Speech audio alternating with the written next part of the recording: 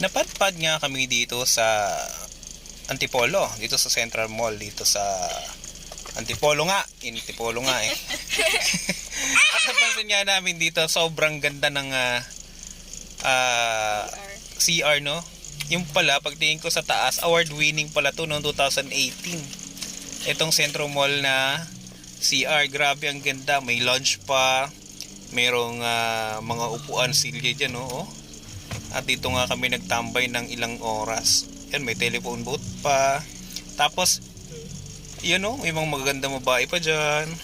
Ito yung mga history ng mga attraction dito sa Antipolo. At tara, dadalhin ko nga po kayo doon sa CR na napakaganda nga. Ito yung pambabae, hindi ko pwedeng pasukin kasi baka matrespassing ako. Dito sa area na to may breastfeeding area at meron ditong foot wash, tinatawag, hindi ko alam to, hugasan yata ng paa.